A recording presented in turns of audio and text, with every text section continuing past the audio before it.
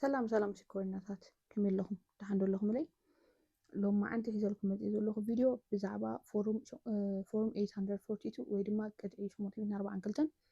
ني أستراليا عبز حالف انكوان اب فيديو قليت أيوني رئي سلازي اتفورمتي كم يجركا خمز ملا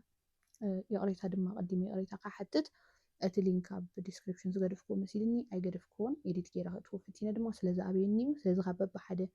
مهابي لي لما أنتكن أب description بوتا كقد فلكمي بزيادة دم أب فيديو سلتريو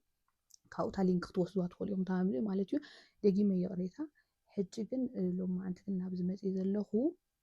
وين الفيديو زدالو زلخو بزحات سبات بوشت مسمار يكون ويدما أب يوتيوب كومنت بزحات صحيفكم ليهم تي فورم كنملؤ دلينا ويكان كنفتن دلينا سكنات تاتو شجرنا ويتكريت إيميل أكاونت بليو مسو كريت كي جبركا يحلفكانيو أو إذا أبيكم نيركم هم ويدما مساعتكم أفتح توتات زدناجركم بزح عينت كستاي متيني رئيتو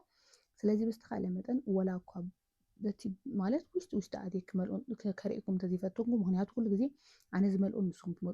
تملؤون عن زملؤون اتناتنا information استفعل عليه سلازقونه من البعض تي وست أتي زي كبلكم يخيلي ويكا خمت سخم تدلي وزي كون غلي جندما أتمسرتها ونقدر أنا خحبركم يا مالتي كم يجركم كم تملوا تن بيز كرئيكم يا هم يجركم إيمي أكاونت كريت تجبرون بدحري تزمت ستيب باي ستيب نراهم كريت تمساتون بحنساب كينا خنملسو إنا مالتي من الوقت نوحد بلا فيديو خون غلي دم تتنجوكم كسع مودة تختريو حدارة نمنتاي ستيب باي ستيب نملسكو كسع مودة نايت بيج كسب إسران حدن بيجيو كسب مودة نايت بيج يخير كسب سابميتون كبل إيه مالتي سلاذ كسع مودة تزولو مسايكونكم حبيركم كتريو ياهم بدحريتهم كتفتنوا وتقولوا بعلوكم أحتيكم بتن ذهبكم مستيبنا قبلكم نارأهم التعطوتات ككم أملالسهم ككم تناتكم قداي ندا قبلكم كتملسوا تقولي أخم مالتيو سلازي كلكم نذا فيديو كسب مودة ترى أبز حلفنا يوتيوب سرحكو خمس أخوات بس كومنت مالتيو تعطوتات تدقاقامن أنا بريه يوز نبركم سلازي خانقا بليز حدا راح بلوكم زدلي كلمي تهاويخنا حتى محتاجنا مصحفنا نتيجة توهبنا زوهبنا زول إنفورميشن تسيلنا تسمعنا يزبل زي مهناتو زبل حزمت أن حطوتات أو زبرها كوي أو زقلت وزن بركي ماجي سلازي نتي أنا زربها فيديو بتأمونا اللي حتى لنا زبل زي مالتي حواتي سلازي حتى نابتي لما عند زبلكم فيديو ناوخن كيدنا كدمي إبن نهاني تاتيوب channel بيتسب زخونكم تعمي زمسكناكم صافحتي سبسكرايب كيركم كومو لايك شير ناقبركم تدقفونا سلازي اللهم يعني اللي أتوم سبسكرايب زي قبركم دما نزياد channel زي أنك تعبي سبسكرايب مقبر كم فيديوهاتك سامو داتا ريكم اندحر أجيبكم له لايك اند شير بمقبر كتحابرون مالتيو إذا حجز أقربوا زلهم مدبات بملو كافتناتي كانتنت وزعي بتناتكم مرجع مسارتي إذا قرب زلهم سلازي نسخم كاخدقفوني بتحدنا يحتت مالتيو سلازي نخيد مالتيو لما أنتي زعز بالكم يخريكم فورم شموتين 4 كلتن ويكمي شموتين 4 كلتن سلازي مجمرة أنتينا نقبر مجمرة كرومنا أتو مالتيو كروم آتينا يا ريتا قدام آتي سلت أنا حكوا أنا مالتي كروم آتينا أبني يمكن أتو نخدينا أبزي إتا لينك نكستاي إزي أي مالتي https online.emi.government.au إزي أي أتا مملئة اللينك كلكم تحطوا نزقنكم مالتي سلازي مجمرة بزي أجيرنا بكروم دي جوجل دي موبايلكم زلو مالتي بونا أتو مالتي سلازي أبزي إيمي create email account زبل أب تحت لنا email account هاوتو زبل لنا أبزل على خا log in to email account زبل لنا log in to email account مالت توم already email account زلكم سبات نحراوتكم نيركم كلمحتين يا أستراليا زفتنكم انتلكم أوتكم من دحين تصريحكم بذي email account كتعطوا تخليهم user name password ناتكم زنبرهيكم كتقطعوا تخليهم توم زي بالكم كن create email account بلو مالت سلازي أبينا أتو أبزي create email account ناتو مالتي دحري كريت إيمي أكاونت مقطعنا أبزي أقدمه زي حبركم يا ريت رسي يعني ري زغل أنا زوبو إنفورميشن حجي ولا حنت مزي مس ولق أو سب زرا خبيه بلون جسني إكزامبل نابنت كوننا زمت هو إنفورميشنات حبريتاتاتشو مالت إلى زوتو حبريتا إمبر نحدث بزوكل أيقونن سلازي من الوقت نص مدنجار كيف أترولكم ويدما ناي ولق سب كي مسلوكم نايمان نمسب أيقونن سئلة مزئة زقبرو زلخو حبريتا يوني إكزامبل نأخذ مرعي مالتو سلازي نخيد إيميل أدرس حيثاتنا لا سلازي توم إيميل أدرس زلكم بتزلكم إيميل أدرس كتقوم تخليهم تساقميلن مالتو سلازي أنا ኢሜል ኣድረስ ሂብ ኣለኹ ኢሜል ኣድረስ ናተይ ሂብ ኣለኹ ብድሕሪ ኢሜል ኣድረስ ተረዲእኩም ኣሎ ኢሜል ኣካውንት ክኾነኩም ዝነበረኩም ክኸውን ክእል ሓድሽ ካብ ውፅኢና ሕሸናት ኢልኩም እውን ሓድሽ ተውፅኡ ትኽእሉ ኢኹም ንዓም ዝጠዓመኩም ማለት እዩ ሕዚ እዚኣ ሂብ ኣለኹ እታ ናተይ ኢሜል ንኸይድ ሰንድ ቬሪፊኬሽን ኮድ ንብላ ማለት እዩ ሰንድ ቬሪፊኬሽን ኮድ ምስ በልናያ ኢሜል ቬሪፊኬሽን ኮድ ናበይ እዩ ዝመፀና ናፍታ ናትና ኢሜል ናፍታ ሂብናያ ዘለና ኢሜል ማለት እዩ ስለዚ ንዓይ ኣብ ካልእ ሞባይለይ መፅያት ንላ ኣጋጣሚ ብካልእ ሞባይል ስለዝጥቀም ዘለኹ ማለት እዩ ግን ፀገም የብሉን ናይቲ ሓንቲ ሞባይል እውን ሪከርድ ገይረ ስክሪን ኣብኡ ኤዲት ክገብረልኩም ክፍትን እየ ማለት እዩ ስለዚ እታ ኢሜል ከርእየኩም እየ ከመይ ከም ትመፀኩም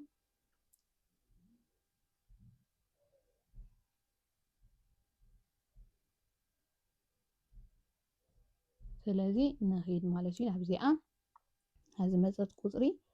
ኣብ ቬሪፊኬሽን ኮድ ስለዚ መፀትና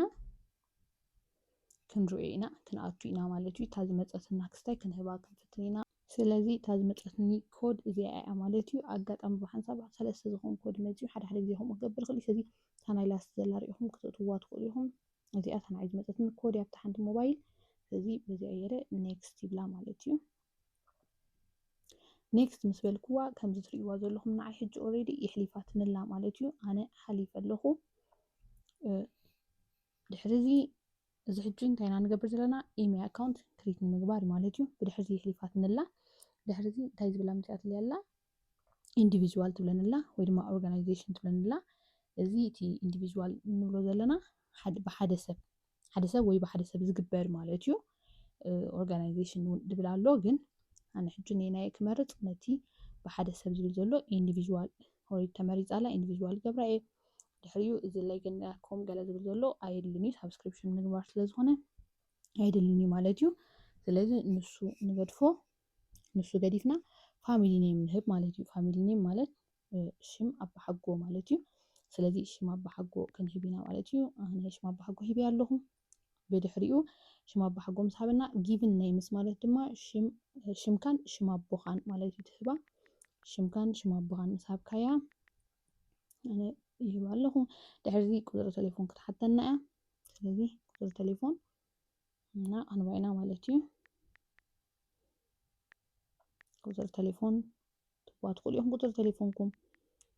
ዝተፈላለየ እንተኮይኑ ምናልባት ክትህባ ትኽእሉ ኢኹም ሓደ ዓይነት ኮይኑ ክትህባ ትኽእሉ ኢኹም ድሕሪዚ ቁፅሪ ቴሌፎን ሂብና ኣለና ማለት እዩ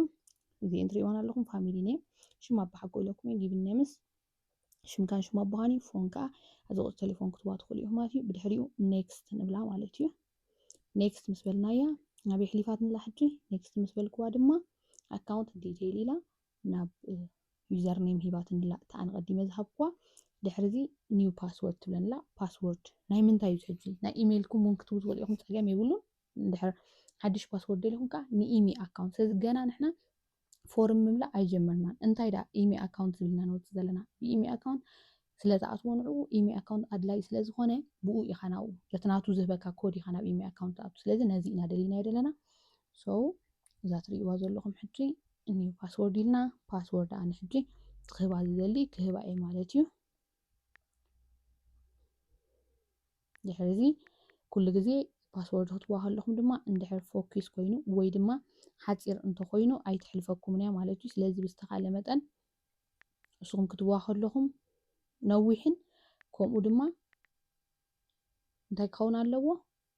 ተሪር ማለት ከምዚ ዝኾነ ሰብ ክኸፍቶ ዘይክእል ስለዝብሉ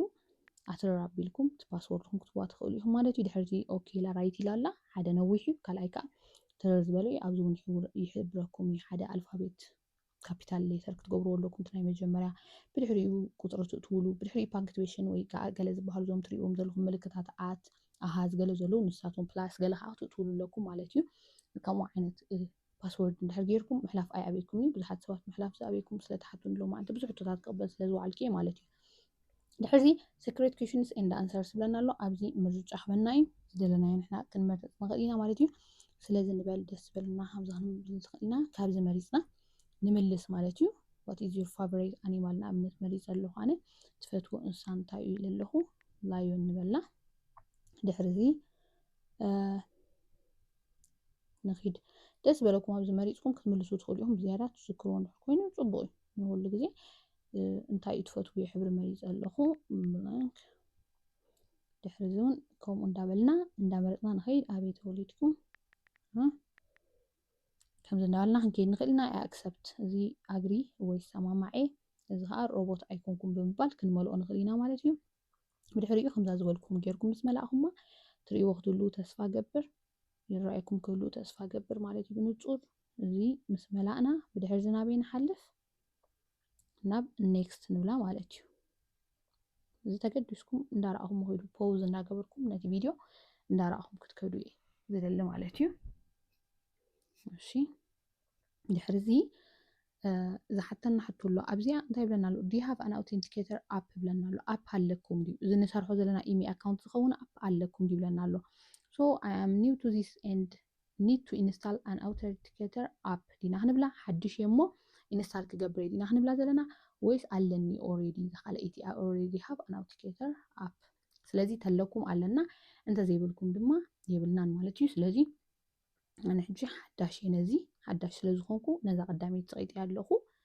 ኔክስት ክብላ እየ ማለት እዩ ስለዚ ኣነ ሓዳሽ ስለዝኾንኩ ፀቂጢ ኣለኹ እንድሕር ኣለኩም ኮይኑ ከዓ ኣለና ትብሉ ማለት እዩ ኢንስታል ኣን ኣውተንቲኬተር ኣፕ ብለካ ኣሎ ኣብዚ ሕጂ ኢንስታል ግበሩ ኣውተንቲኬተር ኣፕ እታ ኣፕሊኬሽን ዓይነት ኢኹም ኢንስታል ክትገብሩ ኣርባዕተ ኣብዚ ኤግዛምፕል ይብና ኣሎ ፍሪ ኣፕስ ዛት ካን ቢ ዩዝድ ኦን አ ስማርትፎን ፍሪ ዘይትኸፍሉሉ ኣፕሊኬሽን ኣርባዕተ ሂቡና ኣሎ ባዕሉ ማለት እዩ ይሕብረና ኣሎ እዚአን ኣርባዕተ ማይክሮሶፍት ጉግል ላስፓስ ድዩ ሞባይል ትብል እዚአን ሂብና ኣሎ ኤንድ ሞር ኢሉ ኣሎ እዚአን ግን ሂብና ኣሎ ስለዚ ካብዚአን ደስ በለኩም ተወርዱ ትኽእሉ ኢኹም ኣነ ንኣብነት ጉግል ኣውተንቲኬተር እያ ዘላትኒ ከምቲ ዝበልኩም ኣብ ካልእ ሞባይል ስለ ዘሎ ኣብኡ ኣሎ እንድሕር ክኢለ ኤዲት ገይረት ቪድዮ ክፍትነ ሪከርድ ስለ ዝገብሮ ዘለኹ እንተዘይኮይኑ ግን በይኑ ክሰደልኩም ክፍትነ ወላ ብሾርት ቪድዮ ገይረ ክእትዎ ክፍትነ ምክንያቱ ብዙሕ ሰብ ተሸግሮ ዘላ እዛ ኣውተንቲኬተር ኣፕ ንምሕላፍ እያ ተኣብዮ ደላ ማለት ስለዚ ናይዛ ጉግል ኣውተንቲኬተር ተወርዱ ትኽእሉ ኢኹም ማይክሮሶፍት ኣውተንቲኬተር ተወርዱ ትኽእሉ ኢኹም ኣነ ግን ጉግል ኣውተንቲኬተር ኣውሪደ ኣለኹ ስለዚ መጀመርያ ክትወርዱ ኣለኩም ቅድሚ ኔክስት ምባልኩም ሶ ኣብ ሞባይልኩም እዛ ኣፕ ኣውርድዋ ድሕሪኡ ኔክስት ትብልዋ ኔክስት ምስ በልኩም ኮኔክት ኢሜል ኣካውንት ዩር ኣውተንቲኬተር ኣፕ ስለዚ ኮኔክት ግበርዎ ትብላ ኣላ ኦኬ ስቴፕ 2 ማለት እዩ ንኺድ ኔክስት ዝብላ ሕጂ ኮኔክት ክትገብርዎ ከለኹም ሪታ ሓሊፈ ይመስለኒ ፕሪቪየስ ክምላይና ሽግር ይብሉን ኮኔክት ክትገብርዎ ከለኹም ሕጂ ትጥቀሙሉ እንታይ ይስኹም ኮኔክት ክትገብሩ ከለኹም ትጥቀሙሉ እዚ most up you tap on plus icon to add a new account ሕጂ እቲ ኣም ሰውረድኩማ እንታይ ኢኹም ትገብሩ መሲልኩም ኣሕዋተይ እታ ኣፕ ምስ ወረደት እስኩም ክትገብርዎ ዘለኩም እንታይ እዩ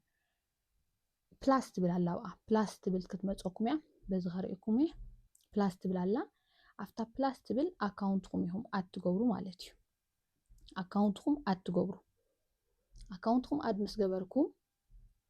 እታ ኣካውንት ማለት ሕጂ እታ ኢሜል ሓንቲ ዓይነት ኢሜል ክኾን ኣለዎን ኣብዚ ዝሃብኩማን ኣብቲ እንደለዋ ኢሜል ሓደ ዓይነት ክኾን ኣለዎን ስለዚ ሓንቲ ዓይነት ኢሜል ትቡ ማለት እዩ ስለዚ ኣዲልኩም ኣካውንት ኦልሬዲ ተዋሂባላ ናተይ ተዋሂባላ ማለት እዩ ኣካውንት እዚ ንኺድ ድሕሪ ኔክስት ትብልዋ ማለት እዩ ኣካውንት ሓንቲ ዓይነት ምስ ገበርኩመን ድሕሪ እንታይ ክመፀኩም እዩ ስካን ኦር ኢንተር ኤ ኮድ ብለኩም ኣሎ ስካን ክትገብርዎ ትኽእሉ ኢኹም ብካልእ ሞባይል ተለኩም ንኣብነት ስካን ጌርኩም ክትወስድዎ ትኽእሉ ኢኹም ምናልባት ሞባይልኩም ሓደ ዓይነት እንተኮይነን ግን እዚኣ ምልክት ክገብረልኩም እየ እዚኣ ከምዚኣ ጌርኩም ምስ ኣበልኩማ እንታይ ትኸውን ኣላ ምልክት ጌራ ኣላ ምሽ ኮፒ ትብልዋ ካብዚኣ ወሲድኩም ናብታ ናትኩም ኣደ ኮድ ኢልኩም ኢንተር ሴት ኣፕ ኬ ኢልኩም ዩር ኪ ምስ በለት እታ ኣድ በልኩም እታ ኮፒ ድበልኩም ዛ ሼር ሴክሬት ኮድ ንብላልና ንሳ ኣብ ፔስት ትብልዋ ሽዑ ኮድ ኔም ድሌትኩም ትዋ ናትኩም ኔም ክትዋ ትኽእሉ ኢኹም ኮድ ትዋ ኣትብልዋ ማለት እዩ ሕጂ ኣነ ስለዚ ሃብክዋ ኣይትሕልፈንን ኣላ ስለዚ እንድሕር ኣብ ካልእ ሞባይል ትጥቀሙ ኣለኹም ኮይንኩም ካ ስካን ኪውኣር ኮድ ኢልኩም ድሕሪ እዚ ስካን ኪውኣር ኮድ ኢልኩም ስካን ክትገብርዎ ትኽእሉ ኢኹም ኦልሬዲ ስካን ምስ ገበርና ይሕሊፋትና ኣላ ከም ትሪእዎ ዘለኹም እቲኣ ከምታ ድበልኩም ተሂብኩማ ተፀኒሕኩም ዛ ሴክሬት ኮድ እውን ልክዕ ከምኡ እያ ትበኩም ማለት እዩ እዚ ትሪእዎ ዘለኹም ኮድ ቀልጢፉ እዩ ዝጠፍእ ስለዚ ክትቀላጠፍ ኣለካ እንተዘይኮይንካ ትፅበ እሞ ንሳ ምስ ወድአት ክትህብ ትኽእል ኢኻ ማለት እዩ ስለዚ ንዓይ ስለዚ ትመፂለይ ዘሎ ኮድ ክባኤ ማለት እዩ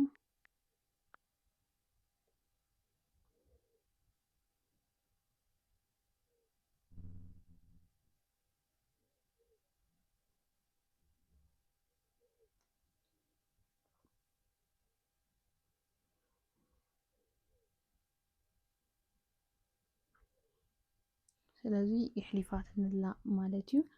ከምቲ ዝረኣኹሞ ሓደ ግዜ ብጣዕሚ እዩ ዘሸግረካ እዚ ንዓይኒ ባዕሉ ሕጂ ከተሕልፈኒ ብጣዕሚ ሸጊራትኒ ፀኒሓ ኣብቲ ቀዲመ ናተይ ዝገበርክዎ ወይ ናይ ሰብ ዝመላእክዎ ሕጂ ኣየሸግረኒ ነይሩ ግን ሕጂ ራእያ ክተሸግረኒ ፀኒሓ ማለት እዩ ድሕሪ ብዙሕ ምፍታን ግን እንታይ ዝብል እያ መፅያትለይ ከምቲ ዝረኣኹሞ